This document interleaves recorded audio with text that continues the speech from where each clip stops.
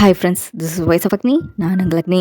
எல்லோரும் எப்போ இருக்கீங்க? Hope you are doing good. And எனக்கு பர்த்டே செலிப்ரேட் பண்ணுறவங்க எல்லாருக்குமே many more happy returns of the day. நம்ம இன்றைக்கி இந்த ட்ராமாவோட அடுத்த எபிசோடு தான் பார்க்க போகிறோம். இதோட ஸ்டார்டிங் சீனே ஹீரோயினை வந்துட்டு அந்த பிளாக் கலர் ட்ரெஸ் போட்ட கார்டு வந்து மீட் பண்ணி பேசிகிட்டு இருந்தாங்கல்ல, அதில் தான் ஸ்டார்ட் ஆகுது. அந்த மரத்தில் இருக்க பூ பூக்கறதுக்கு காரணமான ஆளுக்கு ஏதாவது ஆயிடுச்சு அப்படின்னா நீ என்ன பண்ணுவ அப்படி சொல்லி அவங்க கேட்க ஹீரோயின் அப்படியே பயந்து போய் வந்து நின்றுருக்காங்க. நீ இப்படி பயப்படுற அப்படின்னா அந்த மரத்தில் இருக்க பூவெல்லாம் வந்து உதிர்ந்து போயிருமே அப்படிங்கமா அந்த கார்டு சொல்லிட்டு இருக்கா. அப்போ ஹீரோயின் டக்குன்னு சிரிச்சுட்டு, இப்போ நான் என்ன சொல்லணும்னு சொல்லி நீங்கள் ஆசைப்படுறீங்க? ஐயோ எனக்கு ரொம்ப பயமாக இருக்குது, அந்த மரத்தில் இருக்க பூவெல்லாம் உதிர்ந்து போயிடுச்சு அப்படின்னா நீங்கள் என்ன ஆஃப்டர் லைஃப்க்கு கூட்டிகிட்டு போயிடுவீங்க அப்படின்னு சொல்லிட்டான். இங்கே பாருங்கள், நீங்கள் இவ்வளோ வெயிட் பண்ணணும்னு அவசியமே கிடையாது. நான் ஒரு பர்சனுக்காக இத்தனை வருஷமாக வெயிட் பண்ணிட்டு இருக்கேன்ல, அதுதான் அந்த தளபதி, அவனை மட்டும் என் முன்னாடி கொண்டு வந்து நிறுத்துங்க. நான் இது எல்லாத்தையும் முடிச்சுட்டு இங்கேருந்து மறைஞ்சே போயிடுறேன் அப்படிங்கமா வந்துட்டு சொல்ல. இப்போ அந்த கார்டு வந்துட்டு அந்த பர்சனை சேனே உன் முன்னாடி கொண்டு வந்து நிறுத்துவான் அப்படிங்கமா சொல்லிட்டு இருக்கா. சேன் எதுக்கு இதில் இன்வால்வ் பண்ணுங்க அப்படின்னு சொல்லிட்டு கேட்க, இங்கே பாரு அவனை இதில் இன்வால்வ் பண்ணது நான் கிடையாது, உன்னால தான் அவன் நிறைய கஷ்டப்பட்டுட்டு இருக்கான், பார்க்கக்கூடாத பர்சன்ஸ் எல்லாம் வந்து பார்த்துட்டு இருக்கான், இன்னும் அவன் எவ்வளோ கஷ்டப்பட போகிறாங்கிறதே எனக்கு தெரில அப்படிங்கமா சொல்ல. ஹீரோயினுக்கு அப்படியே கையெல்லாம் நடுங்க ஆரம்பிக்குது. நீ இப்படி பயப்படுறத பார்க்கறக்கு எனக்கு ரொம்ப சந்தோஷமாக இருக்குது அப்படிங்கமா சொல்லிட்டு அவங்க அங்கேருந்து மறைஞ்சு போயிடறாங்க. இப்போ சேனை கட்டாங்க, அவன் அந்த பாருக்குள்ளே போனான் இல்லையா, டக்குன்னு கில்லர் அவன் முன்னாடி வந்து நிற்க, அவன் ஒரு நிமிஷம் பயந்தே போயிடறான். ஆனால் அவன் வந்துட்டு உன்னை பார்த்து ரொம்ப நாள் ஆச்சே அப்படிங்கமா வந்து சிரிச்சுட்டே கேட்க, சேடு வந்து அப்படியே சமாளிச்சுட்டு ஏதோ தச்சையில தான் அந்த பக்கம் வந்த மாதிரி பேசிகிட்டு இருக்கா. அதோட அது பார் தானே, எனக்கு ஒரு ட்ரிங்க் கிடைக்குமா அப்படின்னு சொல்லிட்டு கேட்க, அந்த கில்லர் அதை எடுக்கிறக்காக போகிறான். அப்போ அந்த கோஸ்ட் வந்துட்டு கில்லர் கூடவே இருக்கும்ல, அதுக்கிட்ட உங்களை கொலை பண்ணது இவன் தானா அப்படின்னு சொல்லிட்டு கேட்க, அதுவும் ஆமாம் அப்படிங்கும்போது தலையாட்டுது. இந்த கில்லருமே வந்துட்டு அந்த சிசிடிவியெல்லாம் பார்த்துட்டு இருந்திருப்பான்ல அவனோட ஃபோனில், அதில் யூனாவும் சேனும் பேசிட்டு இருந்ததையுமே அவனுமே பார்த்துருந்துருப்பான். ஸோ அதனால் வந்துட்டு சேனுக்கு போகிறதுக்காக ஏதோ ஒரு இன்ஜெக்ஷன் மாதிரி வந்து எடுத்துகிட்டு அவன் அந்த ட்ரிங்கை எடுத்துகிட்டு வெளியில் வந்து பார்க்கும்போது சேனையே வந்துட்டு காணா. ஆக்சுவலாக அந்த கில்லரோட ரூம்குள்ளே தான் அந்த சேன் வந்து நின்றுட்டுருக்கான். இவன் அப்படியே நைஸாக பின்னாடி போயிட்டு, ஆமாம் நீங்கள் என்ன பண்ணிட்டு இருக்க அப்படி சொல்லிட்டு கேட்க, சேன் வந்துட்டு நீ இங்கே என்ன பண்ணிட்டு இருக்க, எல்லாத்தையும் கொலை பண்ணிட்டு இருக்கியா அப்படி சொல்லிட்டு கேட்க, இவனுக்கு செம்ம கடுப்பாயிருது. அந்த இன்ஜெக்ஷனை சேனுக்கு போகிறக்காக வந்து ட்ரை பண்ணா, ரெண்டு பேரும் மாறி மாறி வந்து சண்டை போட்டுட்டு இருக்காங்க. இங்கே ஹீரோயின் ரொம்ப பதட்டமாக சேனுக்கு கால் பண்ணி பார்த்துட்டு இருக்காங்க. அவன் கால் அட்டன் பண்ண மாட்டேறான், வீட்டிலே இல்லை இங்கேயும் வரல, அவனுக்கு என்னதான் ஆச்சு அப்படி சொல்லிட்டு அவங்க ரொம்ப வந்து பதறி போய் வந்து பார்த்துட்டு இருக்கேன்.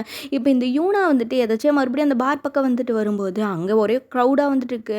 இப்போ கொஞ்ச நேரத்துலேயே யூனா ரிசப்ஷனிஸ்ட்டுக்கு கால் பண்ணி அப்படியே அழுதுகிட்டே பேச ஆரம்பிக்கிறா. சேனுக்கு ஏதோ ஆயிடுச்சு, அவர் இறந்து போயிட்டாருன்னு நினைக்கிறேன் அப்படிங்கமா வந்து சொல்ல. இப்போ ரிசப்ஷனிஸ்ட்டும் ஹீரோயினும் மற்றவங்க கிட்ட இல்லை, இந்த மாதிரி சேன் இறந்து போயிட்டாரு அப்படிங்கமா சொல்லிட்டு இருக்காங்க. ஹீரோயினுக்கு ஒன்றுமே புரியல, நம்மளுக்கு தான் ஒன்றும் புரியல, என்னடா ஹீரோ வந்து போட்டு தள்ளிட்டீங்க அப்படிங்கிற மாதிரி தான் வந்துட்டு இருக்கு. ஆனால் ஹீரோயின் வந்துட்டு நம்மள இல்லை அப்படிலாம் வந்து நடந்திருக்காது அப்படிங்கமா சொல்லிட்டு இருக்கா. இல்லை அவனோட பாடியை ஆம்புலன்ஸில் எடுத்துகிட்டு போனது யூனாவே பார்த்துருக்கா அப்படிங்கமா வந்து சொல்லிட்டு இருக்க. இங்கே ஹீரோயின் அப்படியே பயந்து போய் வந்து நின்றுருக்காங்க. அப்போ அங்கே இருக்க டோரை ஓப்பன் பண்ணிட்டு சேன் உள்ளவனா, இவங்கெல்லாம் வந்துட்டு அவன் இறந்து போயிட்டான்ல, அவனோட ஆத்மா தான் வந்திருக்கு அப்படிங்கமா வந்து பார்த்துட்டு இருக்காங்க. ஹீரோயின் அவன் பக்கத்தில் வந்து போயிட்டு என்ன சொல்கிறது அப்படிங்கிறதே வந்து தெரியல, அவனை அப்படியே டச் பண்ணி பார்த்துட்டு இருக்கோங்க. அவனோட ஹார்ட்டில் அப்படியே கை வச்சு வந்து பார்த்துட்டு இருக்காங்க. அப்புறம் டக்குன்னு ரிசப்ஷனிஸ்ட்டை பார்த்து வந்து திரும்பி, உன்னை நான் என்ன பண்ண போகிறேன்னு பாரு அப்படிங்கும்போது வந்து அவனை துரத்த ஆரம்பிச்சிடாங்க.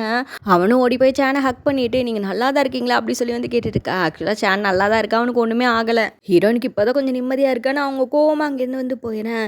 இப்போ மற்றவங்களாம் நல்ல வேலை நீ உயிரோட இருக்கியா அப்படி சொல்லிட்டு என்ன நினச்சி அப்படிங்க சொல்லிட்டு இருக்காங்க. அப்போ தான் சேனுன்னு சொல்கிறேன், ஆக்சுவலாக நான் அங்கே போகிறதுக்கு முன்னாடியே போலீஸ்க்கு கால் பண்ணி தான் போனேன் அப்படின்னு சொல்லிட்டு அவங்க அங்கே சண்டை போட்டு இருந்திருப்பாங்கல்ல. அப்போ கரெக்டாக வந்துட்டு அந்த போலீஸ் ஆஃபீஸர் பார்க் இருக்கார்ல, அவர் வந்திருப்பாரு. ஆனால் அந்த கில்லரை வந்து அரெஸ்ட் பண்ணுறதுக்கு ட்ரை பண்ணும்போது அவன் வேணுக்குனே வந்து அவனோட கழுத்தை கட் பண்ணிவிட்டு சாகரக்காக வந்து ட்ரை பண்ணியிருந்திருப்பான். ஆனால் அவனை வந்து காப்பாற்றிட்டாங்க. கண்டிப்பாக அவன் பண்ணதுக்கெல்லாம் அவன் அனுபவிச்சு தான் ஆகணும் அப்படிங்கமா வந்து ஹீரோ சொல்லிட்டு இருக்கான். இப்போ சேன் ஹீரோயினை மீட் பண்ணுறதுக்காக போக அவங்க பார்த்தா ஒரு ஃபார்மசியே விலைக்கு வாங்கிட்டு வந்திருப்பாங்க போல, அவ்வளோ மெடிசன்ஸ் எடுத்துகிட்டு வந்திருக்காங்க. இதில் எதை போகிறது தெரியலையே அப்படிங்கமா அவங்க பார்த்துருக்கேன். அப்போ சேன் ஹீரோயின்ட்ட நீங்கள் ரொம்ப பயந்து போயிட்டீங்களா, நான் தான் இறந்து போயிட்டேன், கெஸ்ட்டாக இங்கே வந்திருக்குன்னு நினச்சிங்களா அப்படி சொல்லிட்டு கேட்க, ஆமாம் நான் ரொம்ப பயந்து போயிட்டேன் அப்படிங்கமா ஹீரோயின் சொல்ல. அப்போ சேனு ஹீரோயினை சமாதானப்படுத்துகிற மாதிரி அவங்கள ஹக் பண்ணிட்டு இருக்கான்.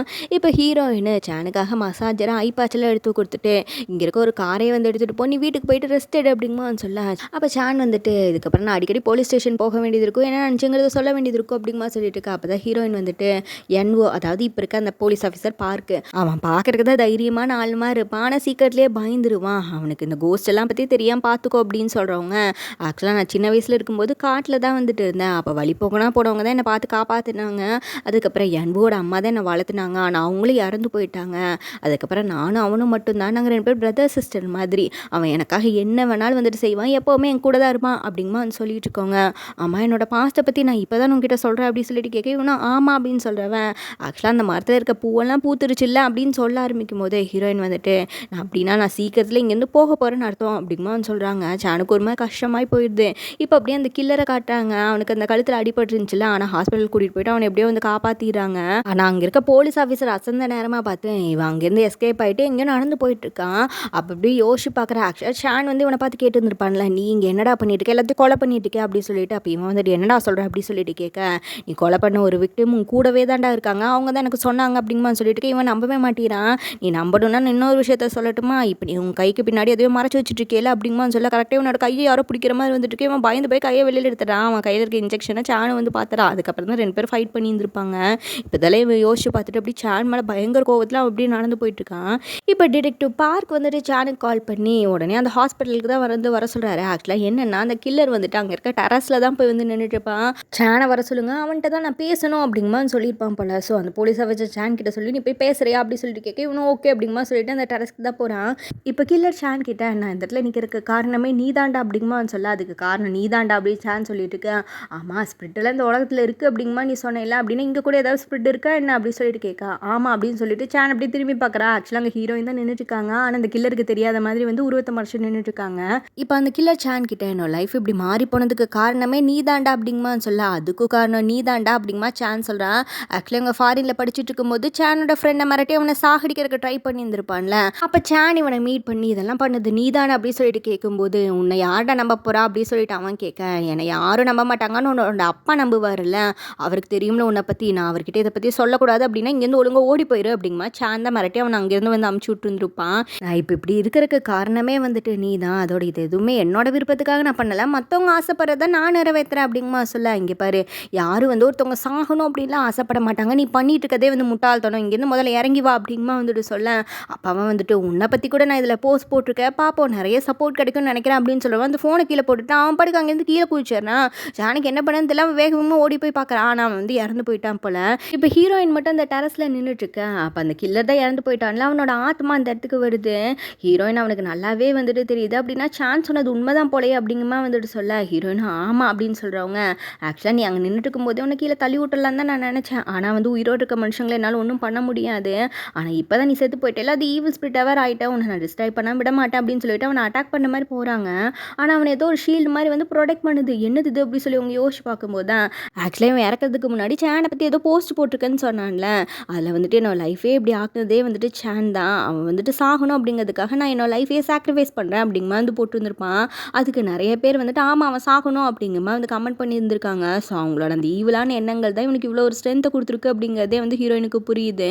ஆனால் நான் கண்டிப்பாக உன்னை டிஸ்ட்ராய் பண்ணாமல் விட மாட்டேன்டா அப்படிங்கமா சொல்லிட்டு அதுக்குள்ளே நான் இன்னும் பவர்ஃபுல் ஆயிடுவேன் அப்படிங்கமா சொல்லிட்டு அவங்க வந்து போயிடறான். இப்போ ஹீரோயின் சான் கிட்ட இங்கே பாரு அந்த கில்லரோட ஆத்மாவை நான் பார்த்தா அது ஈவில் ஸ்பிரிட்டாக வேறு இருக்குது, உண்மை தான் ரொம்ப கோவமாக இருக்குது, ஸோ அவனை பிடிக்கிறது வரைக்கும் வந்துட்டு நீ என் கூட தான் வந்துட்டு இருக்கணும், எங்கேயும் போகக்கூடாது அப்படிங்கமான்னு சொல்லிட்டு இருக்காங்க. இப்போ அந்த கில்லர் கூடயே ஒரு கோஸ்ட் இருந்திருப்பாங்கல்ல, அவங்களாம் ஆஃப்டர் லைஃப்க்கு போகிறாங்க போல், அவங்களுக்கு ஹெல்ப் பண்ணதுக்காக யூனாக்கு தேங்க்யூ சொல்லிட்டு இருக்காங்க. இப்போ யூனாவும் ரிசப்ஷனிஸ்ட்டும் யூனாவோட ஒரிஜினல் பாடிக்கான அந்த சமாதி இருக்குல்ல அங்கே தான் போயிருக்காங்க. அப்போ யூனா ரிசப்ஷனிஸ்ட் கிட்ட ஆமாம் உங்களோட சமாதி எங்கே இருக்குது அப்படி சொல்லிட்டு கேட்க, எனக்கு அப்படிலாம் ஒன்றும் கிடையாது அப்படிங்கமா சொல்லிட்டு இருக்கேன். அப்போ யூனா உடனே ரிசப்ஷனிஸ்டோட ஒரு டிராயிங் அவங்க வச்சுருந்துருப்பாங்க, அதை அந்த சமாதிக்குள்ளே வச்சுட்டு இது நம்ம 2 பேத்துக்குமான சமாதி தான் அப்படின்னு சொல்லிட்டு இருக்க. இவர் ஒரு மாதிரி வருத்தமாகவே நின்றுட்டுருக்காரு. ஏன் இது உங்களுக்கு பிடிக்கலையா, எனக்கு உங்களை பிடிச்சிருக்குன்னு சொன்னால் அதுக்கு எந்த பதிலுமே சொல்லலையே அப்படி சொல்லிட்டு கேட்க, இங்கே பாரு யூனா உன்னோட பாய் ஃப்ரெண்ட் ஒரு நார்மலான மனுஷனாக இருக்கணும் அப்படின்னு அவர் சொல்ல, இல்லை எனக்கு உங்களை தான் பிடிச்சிருக்கு அப்படின்னு சொல்லிட்டு அவருக்கு கிஸ் பண்ண, அவரே இவளுக்கு வந்து கிஸ் பண்ணுறாரு. இப்போ ஹோட்டல் டெல்லு நல்லா சான் நல்லா தூங்கிட்டு இருக்கா, அவனுக்கு பக்கத்துலேயே ஹீரோயின் ஒரு ஃபேனை கையில் வச்சுட்டு உட்காந்துட்டு இருக்காங்க.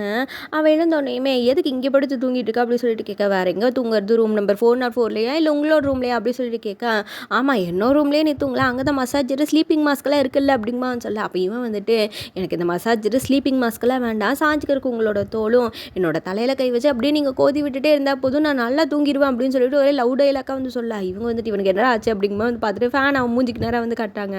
அவன் அதுக்கு இந்த ஃபேன் இப்போ உங்களுக்கு தான் தேவை, ஏன்னா உங்கள் முகம் தான் வெக்கத்தில் செவந்து போச்சு அப்படிங்கமா சொல்லிட்டு அங்கேருந்து போகிறான். இப்போ ஹீரோயின் அவன் பின்னாடியே போயிட்டு சரி விடு இந்த மசாஜர்லாம் வேணா, நான் அவனை ஒரு சூப்பரான டாக்டர்கிட்ட கூட்டிகிட்டு போகிறேன், அவர் வந்து இறந்து போனவங்களை கூட உயிரோடு திரும்ப கொண்டு வந்துடுவார் அப்படிங்கமா சொல்லிட்டு இருக்காங்க. இப்போ 2 பேரும் ஒரு ஹாஸ்பிட்டலில் தான் இருக்காங்க, அங்கே ஒரு டாக்டரும் அவரோட ஒய்ஃபும் வந்துட்டு இருக்காங்க. இவர் தான் நீங்கள் சொன்ன டாக்டரா அப்படி சொல்லி சான் கேட்டுட்டு இருக்கேன். ஆமாம் ஆக்சுவலாக நம்ம எதுக்காக இங்கே வந்திருக்கோம் அப்படின்னா இவங்க 3 வருஷத்துக்கு முன்னாடியே இறந்து போக வேண்டிய ஒரு பர்சனை உயிரோடு இன்னமும் வச்சுட்டு இருக்காங்க, அவங்கள நம்ம ஹோட்டல் டெல்லுனாக்கு கூட்டிகிட்டு போக போகிறோம் அப்படிங்கமா வந்துட்டு சொல்ல, என்ன நீங்கள் கிரிம் ரீப்பரோட வேலையில் நீங்கள் பார்க்க ஆரம்பிச்சிட்டிங்க அப்படி சொல்லிட்டு கேட்க, இது ஒன்றும் வேலை கிடையாது டீலு அப்படிங்கமா வந்து சொல்கிறாங்க. ஆக்சுவலாக அந்த கில்லரோட ஈவில் ஸ்பிரிட் சான் ஏதாவது பண்ணிடும்னு சொல்லிட்டு அவனை பிடிச்சி தர சொல்லி இவங்க கிரிம் ரீப்பர்கிட்ட வந்து கேட்டிருப்பாங்க. கண்டிப்பாக பண்ணுறேன், ஆனால் எனக்காக நீ அப்போ ஒரு வேலை பார்க்கணும், இந்த மாதிரி ஒரு அன்சால்வ்டு கேஸ் வந்துட்டு இருக்கு, அந்த பர்சனை மட்டும் ஹோட்டல் டெல்லுனாக்கு கூட்டிகிட்டு வந்துடு அப்படிங்கமா அப்படிமா அவர் சொல்லியிருந்திருப்பாரு. இப்போ சான் அந்த டாக்டர் மீட் பண்ணுறக்காக போகிறான். ஹீரோயின் கையில் வந்துட்டு ஏதோ ஒரு நியூஸ் பேப்பர் கட்டிங் மாதிரி கொடுத்து விட்டுருந்துருப்பாங்க. அதை போய் காட்டினோனையுமே அந்த டாக்டர் வந்துட்டு சானோட கையை வந்து செக் பண்ணி பார்த்துட்டு, உன்னோட ஆயில் ரேகை ரொம்ப ரொம்ப நல்லா இருக்குது, நீ இதுலேருந்து எனக்கு ஒரே ஒரு சென்டிமீட்டர் மட்டும் வந்து தரையா, நான் உனக்கு $50,000 வந்து தரேன் அப்படிங்கும்போது சொல்லிட்டு இருக்காரு. எதுக்குடா இவர் இப்படி சொல்கிறாரு அப்படிங்கிறதே புரியல. சானும் ஓகே சொல்லிட்டு வந்துட்டான் போல. இப்போ ஹீரோயின்ட்ட இந்த விஷயத்த சொல்ல, ஓ இப்படி தான் இந்த பர்சனே இவங்க உயிரோட வச்சுட்டு இருக்காங்களா அப்படிங்குமா வந்து யோசிக்கிறாங்க. ஆக்சுவலாக இவங்க அப்படி உயிரோட வச்சுட்டு இருக்க பர்சன் வேறு யாரும் இல்லை, இவரோட பையன் தான் போல. இது தெரிஞ்சோடனே சானுக்கே இது ஷாக்கிங்காக தான் இருக்குது. ஆக்சுவலாக அந்த டாக்டர் அவரோட ஒய்ஃப் அவங்க 2 பேர்த்தோட லைஃப் லைனு, அது மட்டும் இல்லாமல் சான் மாதிரி இவங்களை தேடி வரவங்களோட லைஃப் லைனில் கொஞ்சம் கொஞ்சம் எடுத்து அந்த பையனோட கையில் சர்ஜரி பண்ணி வச்சுருவாங்க போல். ஸோ அப்படி தான் வந்துட்டு அவன் உயிரோடு இருக்கான் அப்படிங்குமா வந்து ஹீரோயின் சொல்லிட்டு இருக்காங்க. இப்போ அப்படியே ஹோட்டல் டெல்லுனால அந்த கார்டு கிரிம் ரீப்பர் அந்த மரத்துக்கிட்ட நின்று வந்து பேசிகிட்டு இருக்காங்க. இப்போ தான் அது ஃபுல்லாக பூத்துருக்கிறத கார்டு பார்க்குறாங்க போல். இது ரொம்ப அழகாக இருக்குது அப்படிங்குமா சொல்லிட்டு இருக்கேன். அப்போ கிரிம் ரீப்பர் இதில் இருக்க பூவெல்லாம் உதிர்ந்துச்சு அப்படின்னா மானவழி இறந்து போயிடுவாங்களா அப்படி சொல்லிட்டு கேட்க, ஆமாம் அவள் ஃபைனலாக ஆஃப்டர் லைஃப்க்கு போயிடுவா அப்படின்னு சொல்கிற கார்டு. மானுவலுக்கும் சரி அந்த சின்ன வெளிச்சமாக மிஞ்சி போயிருக்க அந்த ஒரு பர்சனுக்கும் இது நடக்கிறதுக்கு இத்தனை வருஷம் வந்து ஆயிருக்கு. நான் அவனை வந்து ஆஃப்டர் லைஃப்க்கு கூட்டிகிட்டு போகும்போது அவன் வரவே இல்லை, இங்கே இவ்வளோ நாளாக இருந்துட்டான் அப்படிங்குமா சொல்ல. அப்போ கிரிம் ரீப்பர், நீங்கள் சொன்னதுனால தான் நானும் அவனை அப்படியே வந்து விட்டுட்டேன். ஆனால் வந்துட்டு ஒரு மனுஷனோட ஆத்மா ஒரு சின்ன வெளிச்சமாக இத்தனை நாள் இருக்கிறதுங்கிறது எனக்கு ரொம்ப ஆச்சரியமாக தான் இருக்குது அப்படிங்குமா கிரிம் ரீப்பரும் சொல்கிறாரு. அப்படி சின்ன வெளிச்சமாக இருக்கிறது அவனுக்கு அவனே கொடுத்துக்கிட்ட சாபம், மாணவர்களுக்கு பண்ணி கொடுத்த ப்ராமிஸ்னால தான் அவன் இத்தனை நாள் அவ கூடவே இங்கே இருந்துட்டான் அப்படிங்குமா வந்து பேசிகிட்டு இருக்காங்க.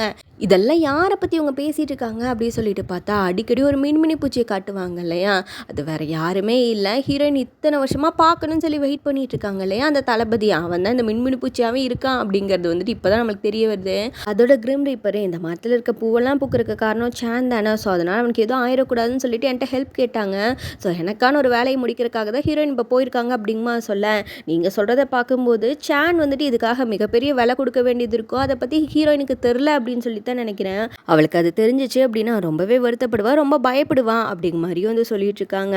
இப்போ சான் வந்துட்டு அந்த ஹாஸ்பிட்டலில் தான் வந்துட்டு இருக்கான். ஆக்சுவலாக அவனோட அந்த லைஃப் லைன் எடுக்கணும்னு சொல்லியிருப்பாள், ஸோ அந்த சர்ஜரிக்காக வர சொல்லியிருப்பாரு போல். அந்த டாக்டர் இதுக்காக ரெடி பண்ணிட்டு இருக்கு. அப்போ சான் டாக்டர் கிட்ட, இதை எடுத்து உங்களோட பையனுக்கு வந்து நீங்கள் கொடுக்க போகிறீங்களா, ஆக்சுவலாக நீங்களும் உங்களோட ஒய்ஃபு எங்கே இருந்தும் கூட இப்படி ஓல்டாக தெரியறக்கு அதுதான் காரணமா அப்படி சொல்லிட்டு கேட்க அவர் அப்படியே ஷாக் ஆகுறாரு. இங்கே ஹீரோயினை அந்த பையனை மீட் பண்ணக்காக போகிறாங்க.